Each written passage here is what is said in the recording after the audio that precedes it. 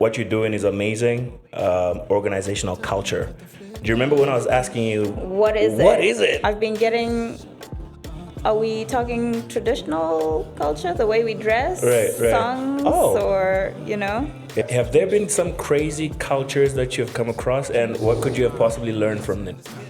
We cannot transform if we can't even hold a discussion, if we can't even disagree. I want to get into your LinkedIn. Mondays are culture's truth serum. I was having a Monday and I was wondering what kind of Monday everyone else was having. Right. It wasn't on Monday that I would question how I feel about Monday. I would be questioning it from the weekend. Oh my goodness. Yes. If you keep compromising, that compromise turns into culture. Shucks. So I've been doing a little bit of research in the past week and a bit on our values as Batswana. Ooh. Yes. Okay. And?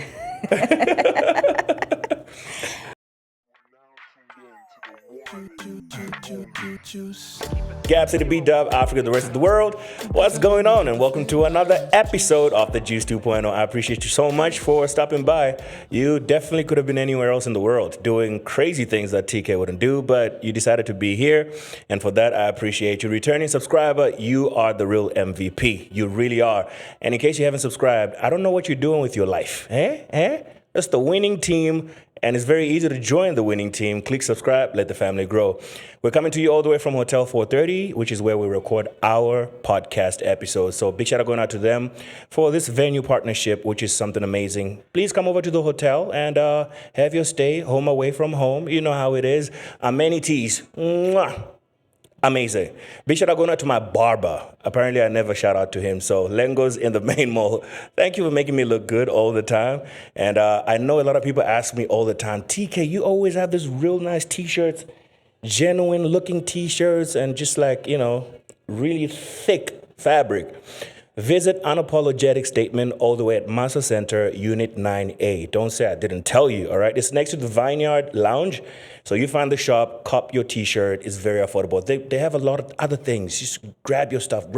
You getting a t-shirt, everybody's getting, the whole thing, all right? Well, my guest tonight is I almost forgot. Guys, I'm nominated as the best styled podcast content creator in B-Dub at the Glitz Awards for B-Dub celebrities in 2025. So you need to vote for your boy. Please vote for your boy by simply SMSing the code GA36 to the number 16565. All right, that's 16565. Okay, I'm done with the announcements, okay? Please give it up for my guest tonight, who's an amazing woman. I've come to know her in 3 weeks, 4-ish almost maybe. We've had a great time just working and brainstorming about an event that's upcoming. And she's the best organizational culture expert I've ever come across.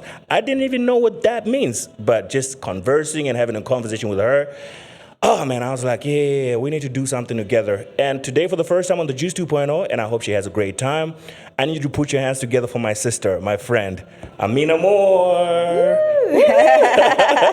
Hi, TKay. How you doing? Good. I'm great. Thank you so much for stopping by. Thank you for having me. Yeah, how long have we tried to do this? 2 weeks? Give or take, yeah. Give or take. 2 weeks, 2 weeks, yeah. And I know the saying goes, the best things are worth waiting for. When we met, I thought what you're doing is amazing. Organizational culture. Do you remember when I was asking you, what is it? Do you get that a lot? I do. I've been getting, are we talking traditional culture, the way we dress, songs, or, Yeah. Shucks. But it's far from it, right? Yeah, but I just really appreciate you coming on because you're about to teach a lot of people that may have not known about organizational culture, what it is exactly. And for the brands that have come to love the Juice 2.0 as well, I'm pretty sure they can benefit from like your reservoir of wisdom and knowledge. I'm happy to share. I love that. But before we get in there, the question is always, who is Aminah Moore? You've been asking me that a lot lately. A lot, man. Because I struggle with, that question a lot. But I hope you do better than me. Who is Aminah Moore? Yeah. Okay, so I was born in Maun. Right. Maun is my hometown, born and raised there. Grew up there till my 20s, I guess. Right. I'm a Kalanga girl, half Kalanga, half Greek. Oh. Yes, I speak Kalanga. Yes, I eat mashonja, delele, dobi, zengwe, everything. Yes. Nice. So, yeah, that's where I'm from.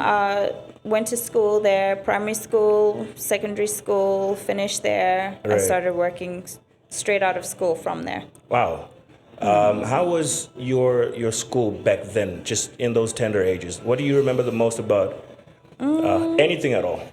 So I went to a private school for primary school. Right. Matswani Primary School, where my daughter is attending now. Beautiful. Which is great. Yeah, A little bit of a legacy going on. Yeah. It's great to see how the school has transformed as well, you know, Right. for now, you know, over so many years. But it was great. Great childhood overall. Right. And then from primary, I went to Sidia. CJSS. Shout out, shout out, shout out. Shout out. Yeah, so my mom was contemplating putting me into another private school at the time, and you know, I wanted to figure it out and see if I would be able to adapt, and I did. Right, right. It was a bit crazy, but we had fun. It was good. I enjoyed it. Learned a lot. And yeah, and then from there, Mount Senior Secondary School. Yes, that was fun too. Yeah. I enjoyed that, and then I thought, straight into work from that. Straight into work. Yeah. I thought people from Maun go to this one specific school. What's the name of the school? What school? This really private school. Delta Waters. Yes. So everyone I've met from Maun has kind of seemed to have gone there. There's a lot of people who would have gone to back in the day. There was Delta Waters, there was Okavango International, which is no longer operating. But yeah, good schools. Beautiful schools. Yeah. So from then, varsity, what was varsity looking like for you? Varsity. So I went straight to work from Form 5. Okay. I always seemed to be the youngest in the class. So Form 5 for me, I was 16. Whoa. Yes. And so went straight to work. A year later, I was supposed to go to varsity, but I turned it down because of a situation at home that I felt really needed my presence and my support financially and every other way. Right. So I chose to stay and ended up working for this organization in aviation for about 8 years. Yeah. 8 years. 8 years. That's a long and time. I loved aviation just from 16. It was the perfect place for me. Yeah. So what, does that mean there was no varsity for you? There was no varsity for me for that period of time. Right. But then I met my husband while I was working, and then I decided after 8 years I just needed a timeout. Okay. Figure things out. By that time, I climbed the ladder. I was head of HR for this aviation company, and I didn't feel like I had the qualification to back it up. Right. You know. Right. So I took a time out, traveled a little bit, and then from there, stumbled into Grahamstown with our son going to school there. Say stumbled. It just happened. Right. You know what? He was studying there, and we were there quite a lot. We were actually living there. So then I had to figure out, what do we do? What do I do while I'm here? And I popped into the university. University ping-ponged between university and the Rhodes Business School. Eventually, I got called back to the Rhodes Business School. Right. And by the end of that year, I got accepted into the master's program. Wow. Yeah, so I have my MBA. Beautiful. Yes. People with MBAs, there's always that thing that you guys have around. We got a thing. Yeah. We got I don't know what it is. Special. It's a master's. It used to be the thing that they had for lawyers. Like if you step into a room and you said you're a lawyer, there was also like, oh, okay, he's a lawyer.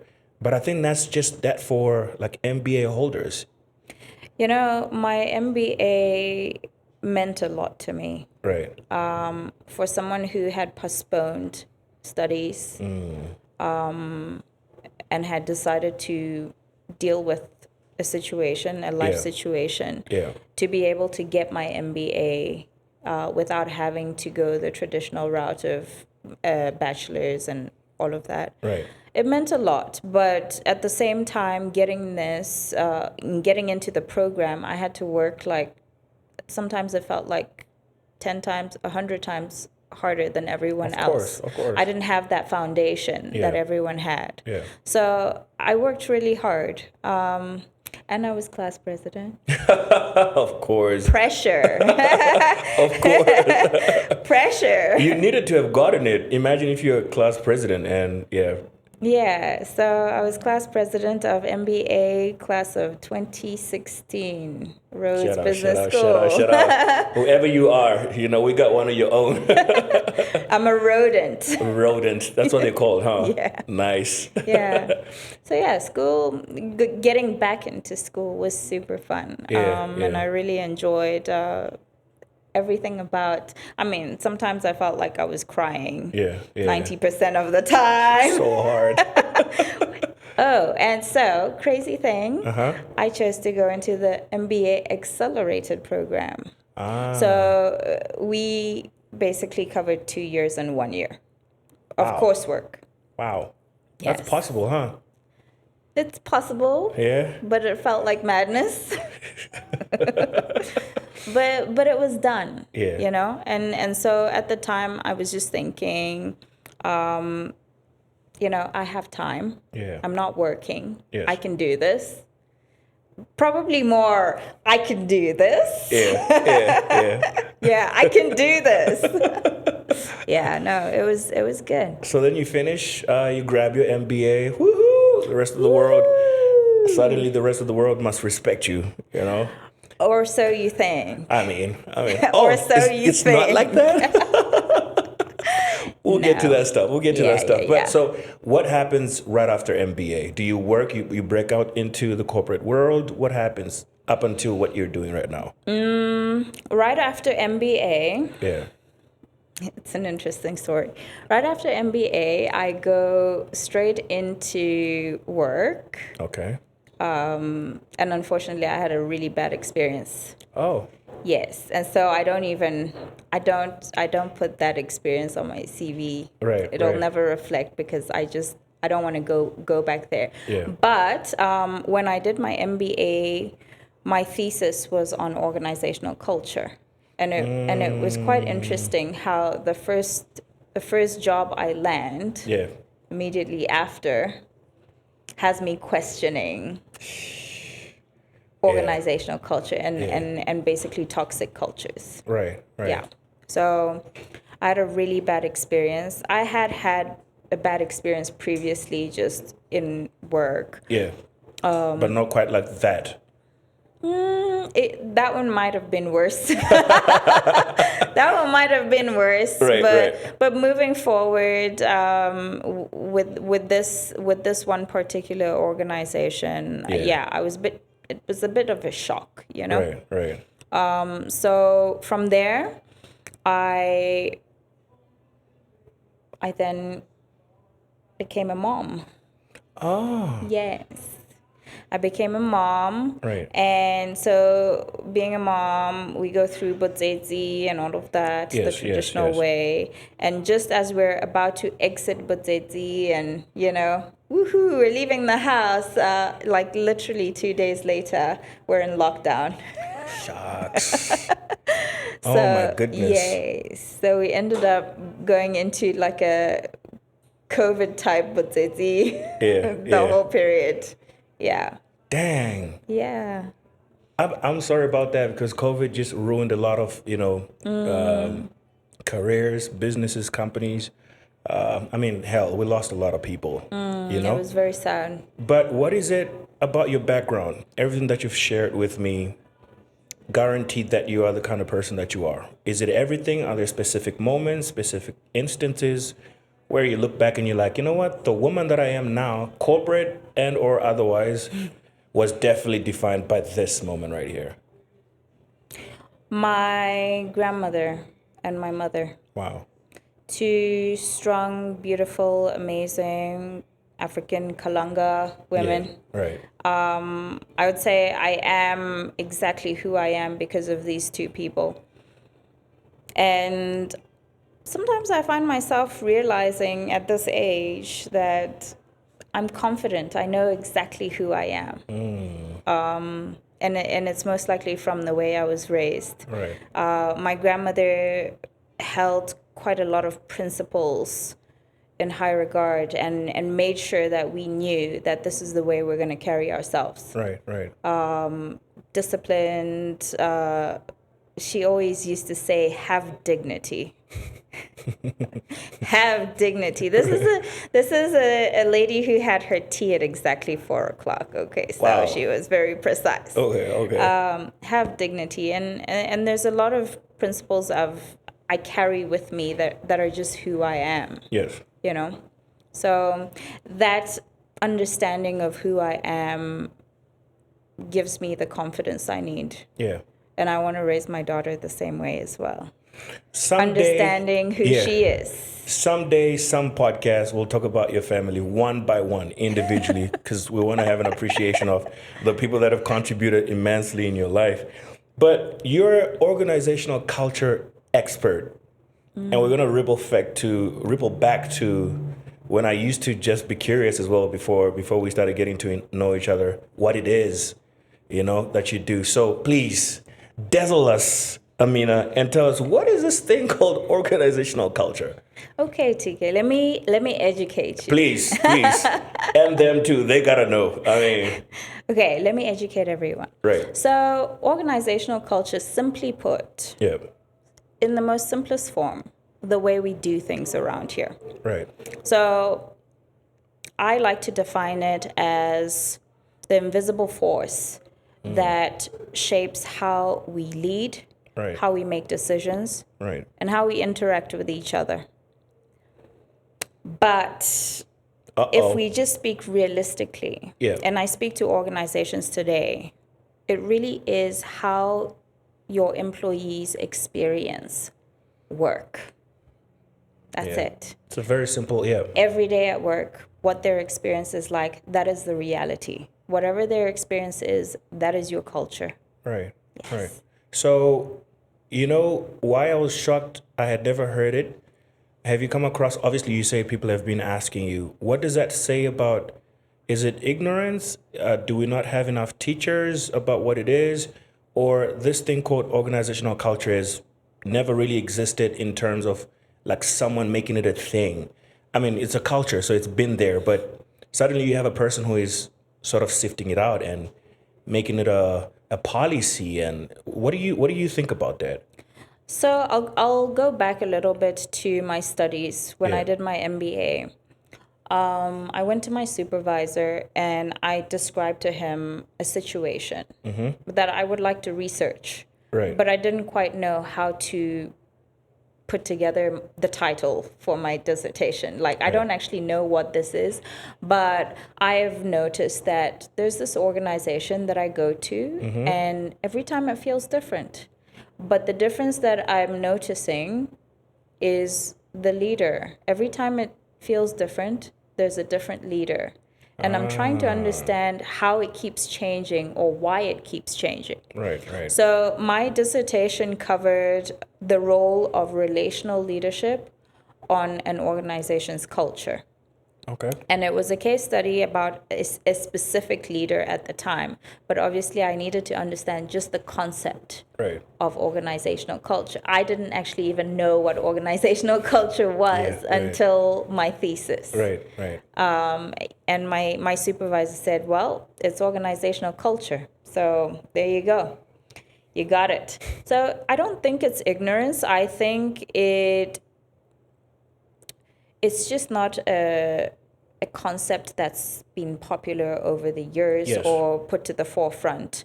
And lately we're seeing more and more of organizational culture attention, call it that. We're giving it more attention. It's become a trending topic.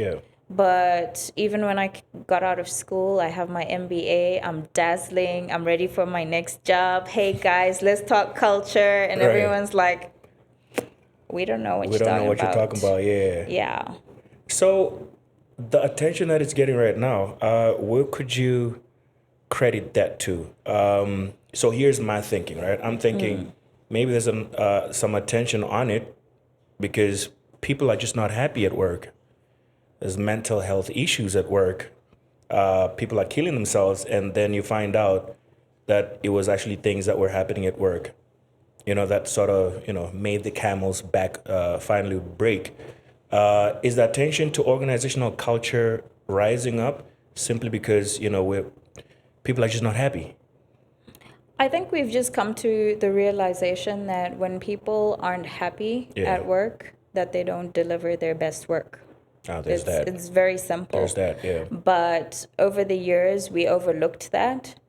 And so everything you said counted in. Yeah. But it's really just that. If you want your productivity, your bottom line to go up, you need to pay attention to the details. And Yeah. because culture is this invisible thing, right? Right. Well, it's invisible, but you will feel it.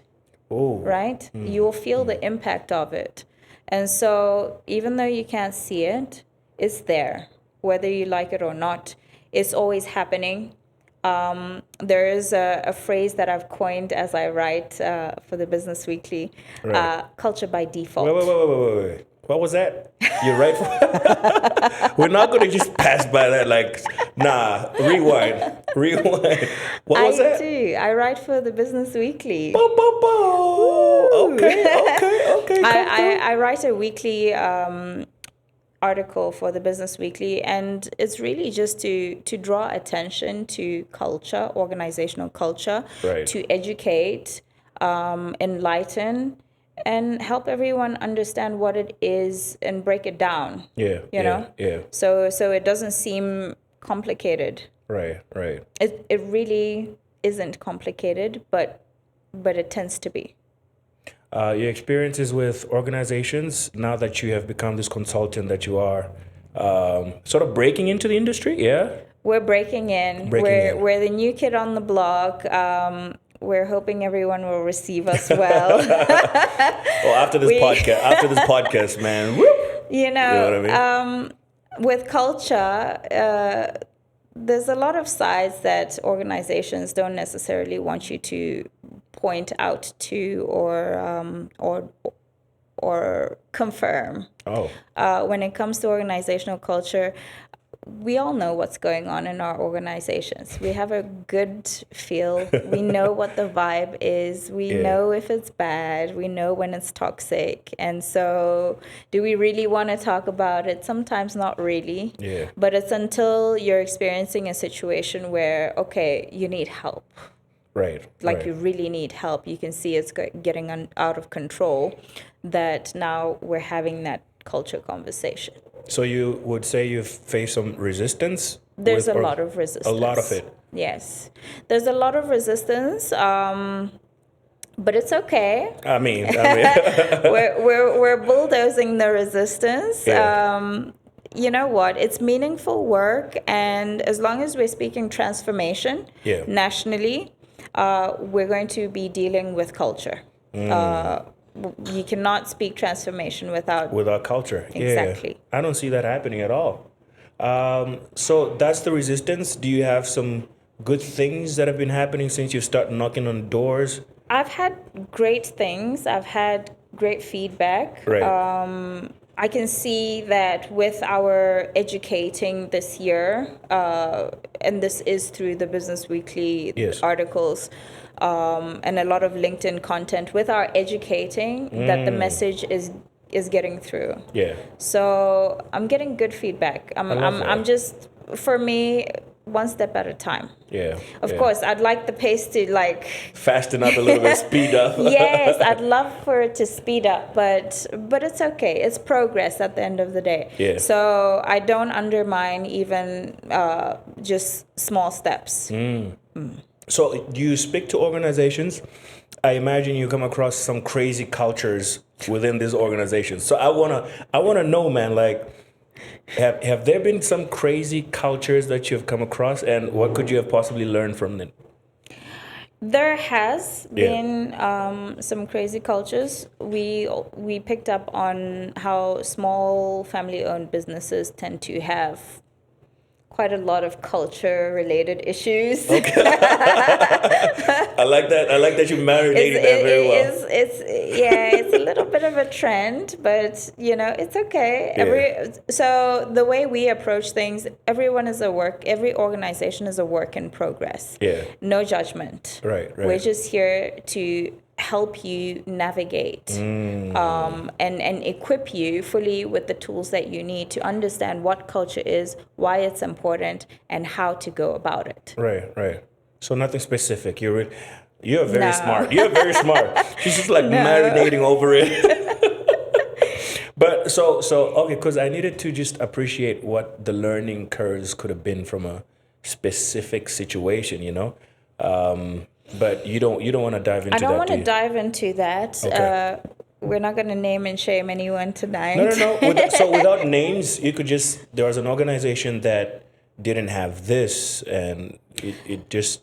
Okay, so usually when we embark on culture work, we look at your strategy. Of course. Right? Of course. And one thing from the strategy that I really feel is the biggest underrated superpower is your values. Yes. Right. So your values act as a moral compass Yeah. in an organization. Yeah. And those values need to be translated into behaviors.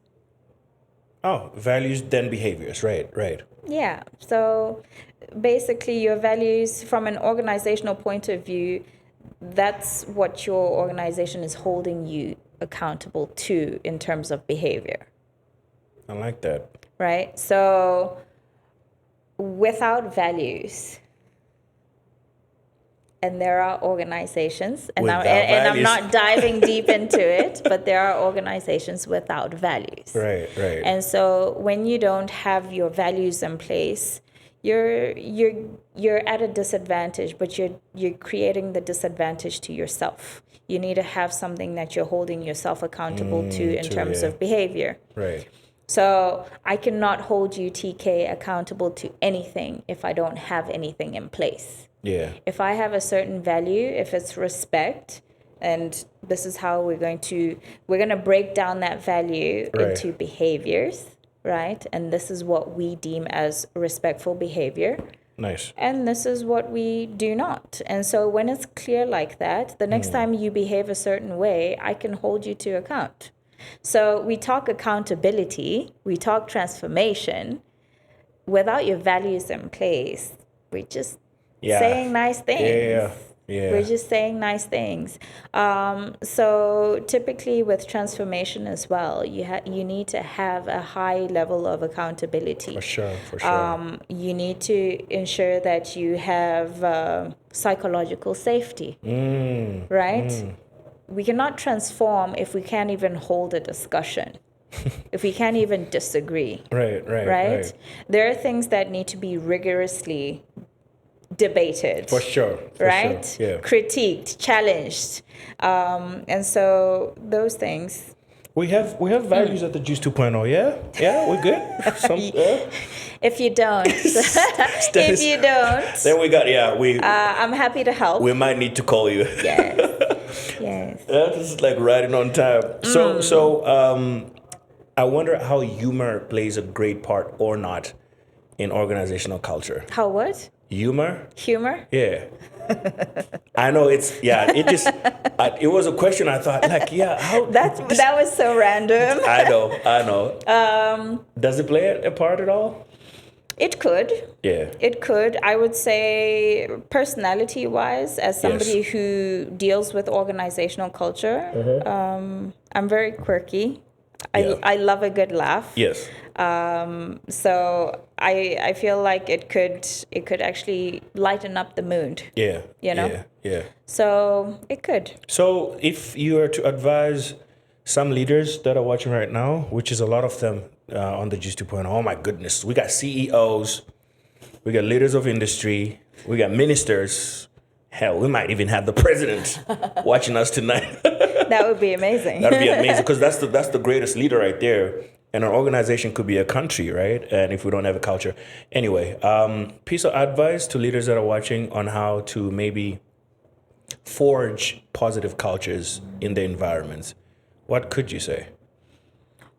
I would advise leaders to be very intentional Right. about the cultures that they're creating. Yeah. Let's not leave culture to its own devices. That culture by default. Yeah. Yeah. We need to be intentional, but culture, and especially where we're speaking transformation, Yes. you always find resistance as one of the challenges. And what you need to do is to be consistent Right. with what you tolerate and what you don't tolerate. Yes. Yes. That's really where the issue lies. So culture is formed by what you tolerate. If you keep compromising, that compromise turns into culture. Whatever you let slip, whatever you let pass, that turns into your culture. Shucks. So be intentional, be consistent, hold yourselves accountable. But we also need to remember, and now I'm not speaking to just leaders, Yes. each and every one of us as employees or as team members, Yeah. everyone on the ground is a culture carrier. I love that. We each have a contribution. To the culture. Yes. And so oftentimes you find we're not really challenged on an individual level as to what your contribution was. We complain about the culture, but what did you contribute to the culture? That is so good. Yes. Because maybe you're like at the bottom of it all, but you have the smallest contribution, and you have a smallest contribution. I have a small contribution. And it all adds up. It all adds up. So we each need to hold ourselves accountable to what we are contributing to each organization's culture. As a nation, Yeah. we each play a role, Of course. right? Of course. Every organization and every individual contributes to the national culture. So how well do you do? I mean, you're a consultant, right? But I think sometimes you guys are always on some do as I say, not as I do. How well do you do? Let's say you're in an organization, or just friendships are organizations. You know, everything has culture. But how well do you do with like listening and doing what you have been telling people to do?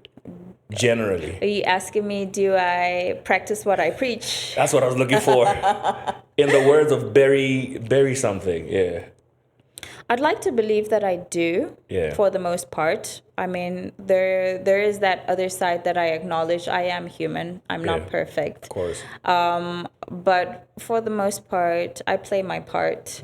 I try to bring the best that I can to the table, whether it's in an organizational setting, whether it's at home Right. on a very personal level, Right. and even nationally. Just as an individual, I'd like to think that whatever I'm doing is contributing positively To the whole ecosystem, yeah. Exactly. I want to get into your LinkedIn because this is where you are really messing things up. You know what I mean? In a good way. Disruptive, Slightly, just you know. I'm like, respectfully disrespecting. check. You know what? So I want to get into it, and you're gonna have to be patient with me because I gotta read a few parts of it No worries. that are very important. And you just comment on what was going through in your mind when you posted this, and then we'll just have a conversation around that. So this one was very, very interesting to me. Mondays are culture's truth serum. Hey, I was like, okay. So you went on to say, when the weekend glow fades and reality kicks back in, people don't just return to work. They return to the culture you've built. If they show up with energy, ideas, and openness, it's not the coffee talking. Nope, it's the culture at work. If they show up guarded, drained, or disengaged, that's culture too. A healthy culture doesn't dread Mondays. It sees them as a launch pad. So good. So good. Now, your turn. I was having a Monday. And I was wondering what kind of Monday everyone else was having. Right. Yeah, no, it took me back to, I mean, I'm gonna go to different places with this. Right. When I did my thesis, right, I did a research topic on the role of relational leadership on organizational culture. Right. But then even before that, I reflected on, in aviation, the role I played, the different leaders I had at the time, and Yes. how I felt going to work on a Monday morning. I mean, it's different when you're the CEO, like present time. Yes. But back then, I knew exactly how I felt. And for the majority of the time, I felt really good about going to work. I had some great leaders. Right. There was just a small stint there that was that made me question Right. Monday mornings, and it wasn't on Monday that I would question how I Oh. feel about Monday. I would be questioning it from the weekend. Oh my goodness. Yes. Do I really, really want to Even go on to a work? Saturday? Yes. Do I really want to go to work? And it was one of those, and I actually think there's a lot of people out there who go through that Yeah. over the weekend. And if you go way, way back, there is a post in my LinkedIn about how your culture is defined by how your people feel on a Sunday evening about going to work on a Monday morning. Of course. Right? Yeah. But it's profound. It's a real thing. It's a reality for a lot of people. There are a lot of people who are thinking about work, but not in the good way. Right. Right. Way back when I had amazing leaders who had built amazing cultures at work. Even if they called me up on a Saturday or Sunday, I was happy to go to work. I was happy to be of service. I was happy to do whatever was expected of me, even outside working hours. Wow. Right? And so that was an indicator that I'm in an environment where the leader has created an atmosphere or a way of doing things that makes me bring my best to work, regardless of the time. Right. I could get called at 10 o'clock at night and it wouldn't bother me because this is somebody who has created The environment, yeah. Yeah, the environment allows for it, right? I'm happy to answer your call. I'm happy to help you. Yeah, I know a lot of people when they see their bosses call on a Sunday or just weekend, it's block, because it's I'm on a weekend. This is my time. So that post was just a little bit of reflection of Wow. The past, the present. I'm the boss. How do I feel about? No, I feel pretty good. Yeah. I think I carry a lot of positive energy with me. That's good. And so I feel good about Monday mornings. All right. I hope you guys feel good about your Monday mornings too, because I think hordes of people, the majority of people are like, oh my goodness. Also, just to slightly push back, could it not just be about how work is work? By the definition of it, it's just hard. You'd rather just be in freaking Miami on a beach drinking the finest, drinks, and but you gotta work, and work is work, and it's hard. Work is work. Work can be hard. Right. But it depends. Do you enjoy what you do? First of all. There's that. So if you really enjoy what you do, then you don't feel Like that it's work. hard part of it. Yeah.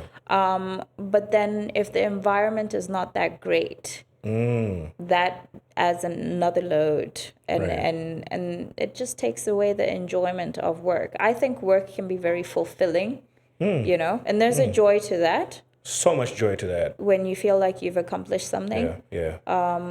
So yeah, And impact as well. All right, so this one was also equally dope, if not better than the first one. So guys, I tell you, you've got to go to LinkedIn and check out Aminah Moore's posts. They might be my life one of these good days. We haven't gotten there yet, but they might be getting there. So this one says, the day I realized culture could save someone's life. So he went on to say, I once spoke to an employee who told me, if it wasn't for my team, I don't think I'd be here today. They weren't talking about career success, they meant being alive. That conversation changed the way I see my work. Culture isn't just about engagement scores, performance targets, or the perfect set of values on a wall. Sometimes it's just about creating the kind of safety, trust, and belonging that holds someone together when life is falling apart. Because the truth is, we never know what battles people are fighting silently, but we do know this: the right culture can be the lifeline they didn't even know they needed. So good. Which one is better, the first one or the second one? The second one. Second one. The Tell me about second that. one Yeah. was it was deep, it was personal, Yeah. it was emotional. And even though I'd heard that from somebody, Yeah.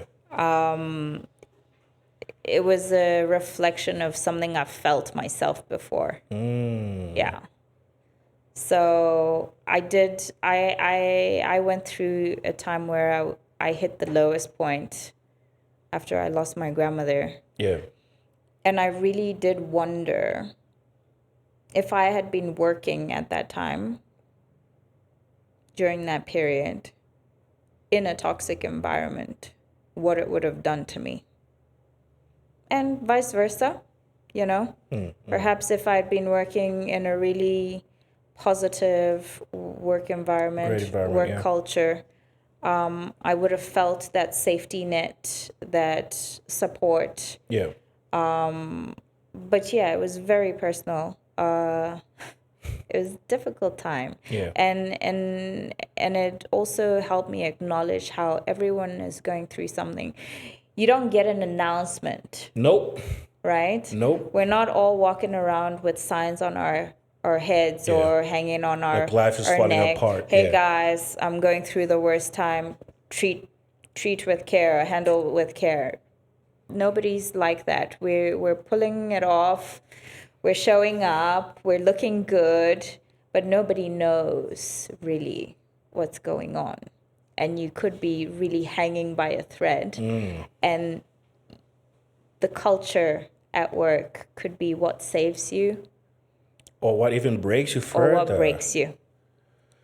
Yeah. All right. We need one more. We need at least one more. So good. Okay, so this is shorter, so I'm going to read that just for time's sakes. How much have we spoken so far? We need an hour and a half. No way. Okay. We'll see where the spirit leads us. Where the spirit No leads worries. us. I'm easy. All right, so this one here says the hidden cost of toxic hire isn't just financial. It's a high cost to culture. Protecting workplace culture is the best investment you'll ever make. Oh, this was a repost. This was a repost, yeah, from someone. That's why it was so short. Let me go to something you specifically wrote. Oh, yeah. Culture is not built in one big moment. Yeah? It's shaped in the small, everyday choices. It's the manager who pauses to listen instead of brushing off a concern. It's the colleague who shares credit instead of hoarding it, right? It's the team that chooses trust over suspicion. Yeah, this is not happening in our workplace. This is not happening in our workplaces. Where was I? Trust over suspicion, dialogue over silence, progress over blame. Ooh. The truth is, culture lives in the behaviors we normalize. If we normalize kindness, accountability, and courage, we build workplaces where people do more than just work.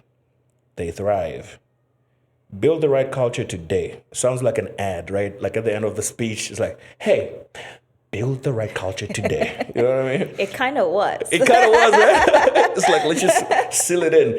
Build the right culture today because someone's future energy, confidence, and even hope might depend on it.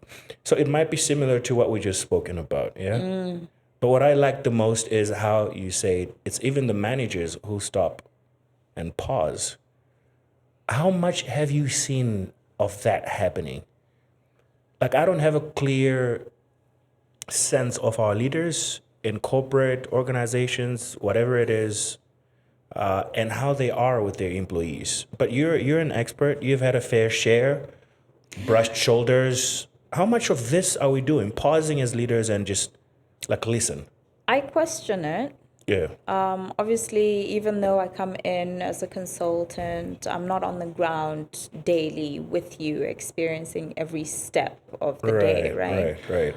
But I like to believe that it is happening. How much of it, I can't really answer to. Yeah. But I remember last year, somebody asked me a question along these lines, right? Yeah. And I answered it with intention.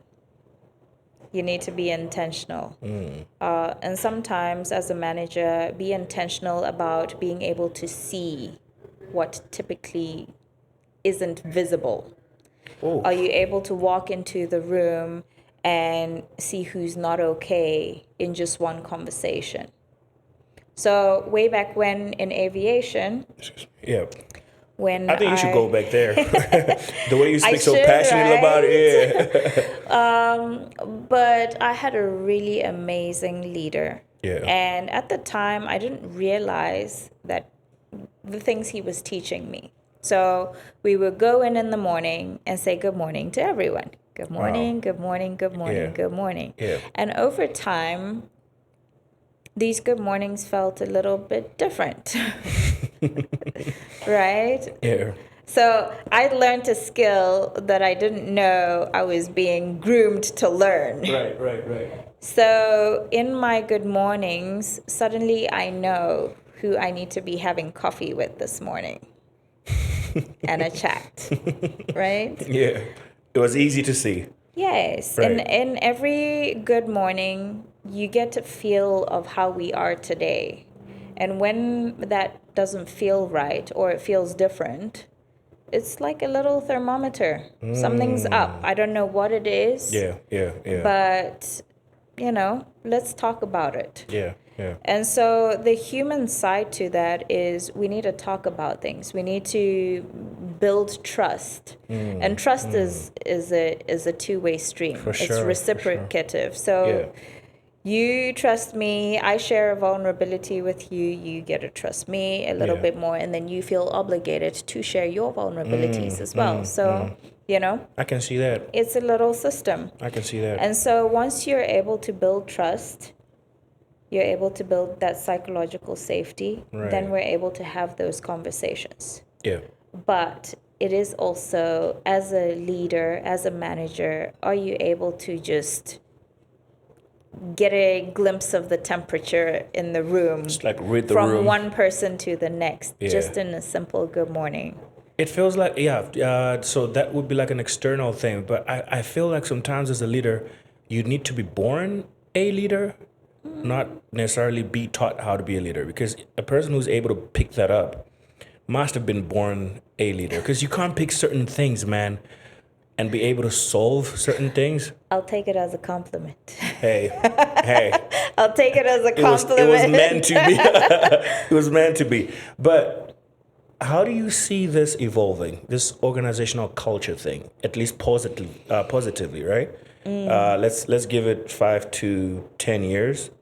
In B-Dub, you've already, hit the ground running. You've knocked on some doors. You've peeped into some organizations. Made a little noise. Made a little noise, Made Shook a few tables. made some haters. It comes with the territory, right? But Yeah. how do you see organizational culture evolve at all, positively?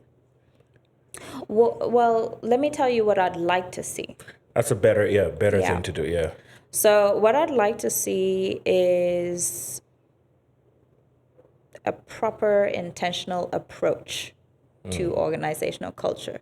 So you'll notice right now we do deal with culture, but it's usually tagged onto the people and culture. My background is in HR, Yeah. so it is easy for those two to exist Right. together in one department. Yeah. But it would be really great to see culture as a standalone, servicing the whole organization. as a department. I would love to see chief culture officers popping up. We don't have those yet, yeah? No, I would love to see culture showing up in the boardroom. At board level, I would love to see culture officers or culture transformation officers on the ground. I would love culture to come in as a system, as a unit that really helps organizations. Right. So I love that. That's how I see it. 5 to 10 years, yeah. 5 to 10 years, is it doable? Did we budget Yes, for it it? is. Oh, did we budget for it? We're not budgeting for culture that much. Yeah. And so the reason why I advocate for culture to be a standalone as well is because it falls typically under HR. HR is huge. There is a lot of work involved. Yeah. And so culture ends up being just a tag along or an add on or something we will tick the box and, we did something. Right. Yeah. But culture is also huge. It really is. Right? I mean, just from this episode right here. Yeah. So the way we're treating culture is as if it's just this little, little piece. Yeah. That's manageable, but it's not. It's huge. Yeah. And so if it were to be a standalone, if it was to be included in the budgets, have its own budget, basically you're keeping your finger on the pulse. You understand. So I look at culture as the heartbeat of an organization. Right. Right? Strategy could be the brains. Culture, heartbeat, strategy, brains. Mm-hmm. Nice. Right? Strategy, where are we going? Yes. Culture, the how. How are we getting there? Yeah. And then lately you see with mission vision, there's a purpose statement, which is very, very crucial to culture as well. Right. Purpose is the why. Yeah. Why? When your people understand the why, it makes life easy. Yeah. Then we're going, we're moving. Yeah. If the people understand the where, great. We have an idea of the direction we're going. Of course. But are the people supporting the direction? Yeah. That is the how. That's the how part. And so you can have all these beautiful plans, strategies, transformation, blueprints, and they will fail at execution because the people, the culture did not support the direction that we chose to go. Yeah. So you got to get your culture ready. I love that. I'm looking forward to the next 5-10 years. It's not something that's detrimental to any organization. It's something really beneficial to have that as a standalone department and have a budget specifically for it. It's the how, the where, and the why, It would be amazing to see that. And you would have been one of the people to coin this, It's, woo-woo. It's like, yes, my work, impact, you know what I mean? No, for sure. And that'll be second episode, and then we'll talk about your impact and how things have changed since you've, raffled a few places and things, But you have an amazing event that's coming up, and I'm about to close this.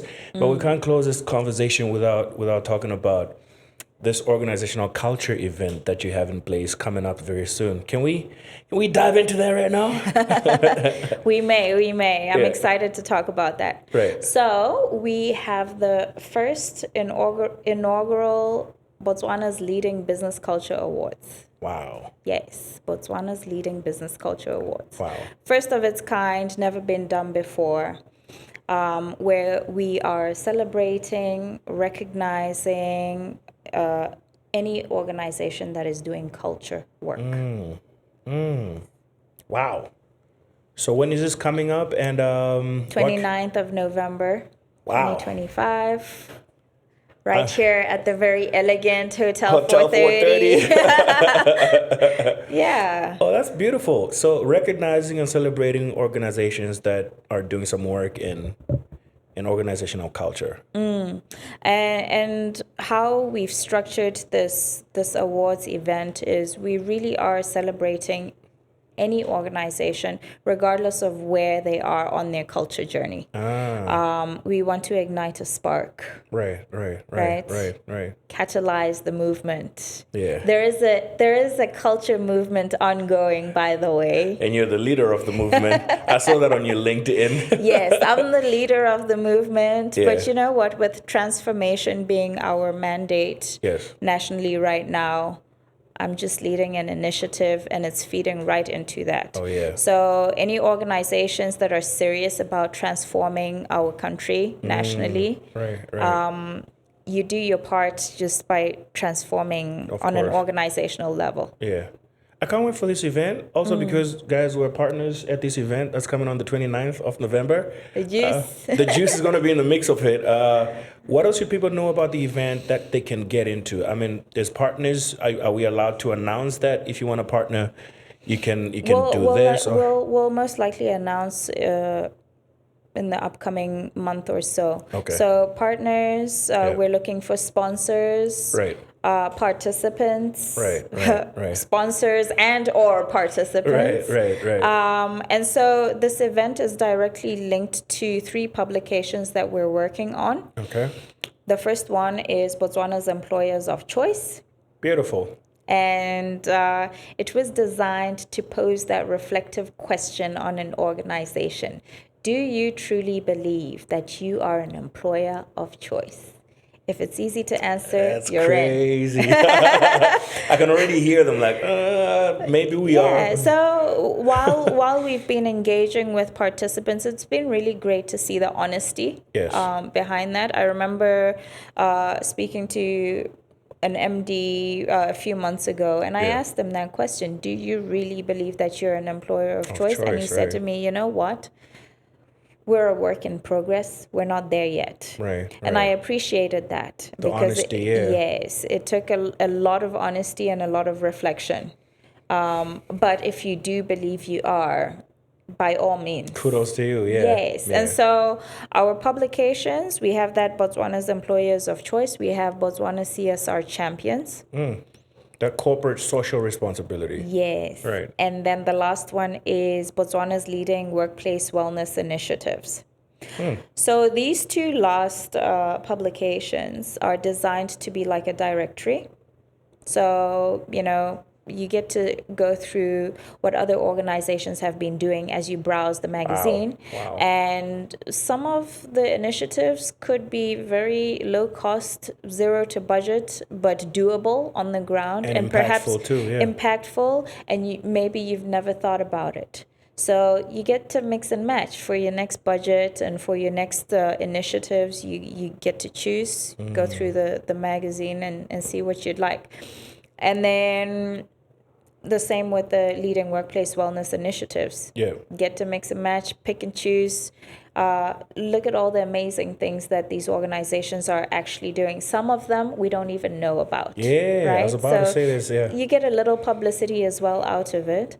But we, as an organization, we approach most of what we do qualitatively. A very human approach.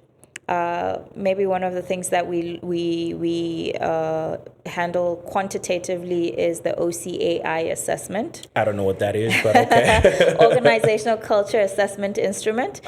We are the first and only member in Botswana. Shout out to you. It's a globally recognized tool for assessing organizational culture. So that's a big thing, right? Yes, okay. It's a big thing. Wow. OCAI is a tool that's been used by a number of Fortune 500 companies. Wow. So it's and you're global. the first one. Wow. First in Botswana. Yeah. Congratulations. Yeah. Thank you. Yeah, that just doesn't happen, right? I mean, yes.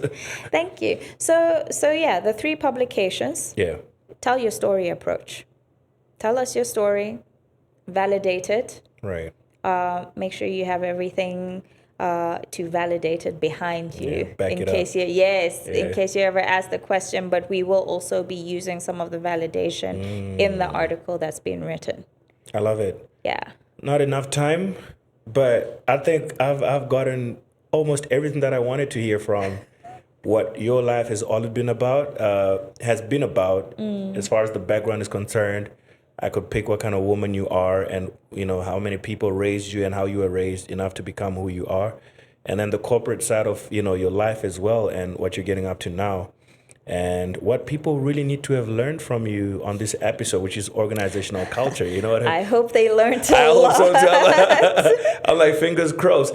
Anything you want to say in your last words? So this is the part you might want to look at the camera. Okay. Because she was asking me, do I look at the camera or do I look at you? But yeah, this part you might want to look at them. And so in my last words, I would like to say for everyone out there, play your part when it comes to organizational culture. Let's not blame systems. Yeah. We all have a role to play individually. From the moment you wake up at home, you are a contributor, you're a culture carrier. In my line of work, culture holds a lot of weight. There's a lot that you can lose nationally, organizationally, from people who are just not in a good space. So play your part, and for the organizations out there, please do reach out, participate. We're excited to be hosting this event. We would love to celebrate culture with you, put culture on center stage in the spotlight, which is all the noise I've been making this year. So please join us. We'd really appreciate it. lovely. Thank you. Appreciate you for stopping by. Thank you. But it was really nice talking to you. I'm glad we finally did it. And yeah, this will be $10,000, by the way. Okay, I'll sign the check. I'm just messing. But thank you for contributing to what we're trying to do, which is also tell corporate stories. You know what I mean, in a way that's very laid back, because the walls are always up there when it comes to corporate folk. So we're just really trying to put the human behind this office and this personality. So thank you for contributing to that idea, and hopefully one of these good days we're able to pay you for your contribution today. No worries. I'm happy to be here. Happy to contribute. Love it. And all the best on the 29th November. I mean, we're going to be there, but I want to wish you the best. I want to wish you Godspeed and blessings for everything that you're trying to do. May they come. Pour in the monies for sponsorship. Pour in whatever support they want to do, and let it be a success. Can I add one last thing? Yeah. So I've been doing a little bit of research in the past week and a bit on our values as Botswana. Ooh. Yes. Okay. And? So I was asking questions on the ground, asking some very smart people as well on the ground, educated, everyone around me. What are our values as Botswana? And I struggled with that question. Oh. Yes. And it bothered me that I struggled. So I wanted to see, am I the only one struggling, or are we struggling? And, when I asked myself the question, I came up with Botho. For sure. Yes. Top of the list. I did remember democracy from somewhere. Okay. Yes, I do read a lot, but I remember democracy from somewhere. Yes. And a little bit of this and that, but it wasn't very clear to me unless I would go back and, look it up, which I didn't want to do. Of course. So then I asked people around me, and we're pretty much coming up with the same answer. Botho and something. Yeah. Botho and something. Right. Botho is kind of like our It's common like the denominator. integral. Yeah. Yes. And so eventually, after doing a little bit of a deep dive, having conversations with the higher ups as well, Yes. we need to understand and know what our values are as Botswana. And not just know them, we need to live them. Right. Right now, we're also comfortable to say Botho, but how many of us actually live that and exude that every day? Exactly. Yeah. And so there's that. And I did, our answer to that question is we have these values. They are Botho, democracy, development, self-reliance, and unity. And these are values that are our founding principles as a nation. Right. 1976, 77. Yeah. And they're still valid today. Still up there, yeah. Yes. Yeah. So what I do want to say is, Botswana, we need to learn what our values are. We need to know what they are. We need to live them. Lovely. Should we end it on that? Yeah? We may. That was beautiful. We may. Ladies and gentlemen, oh man, yeah, it's been amazing. Thank you so much. If you did the whole thing from start to end, it means you're really part of the family. And this was really, really nice. Got to learn about what organizational culture is all about. And I'm hoping you too. Thank you very much going out to Hotel 430, and the event is going to be here. So you come over here. It's all about luxury and still being in, the line with what's going on the 29th. Until the next time you and I get juicy with another equally juicy person with all these corporate stories that we're telling, I need you to do one thing for me. Just one thing. Stay juicy. Peace.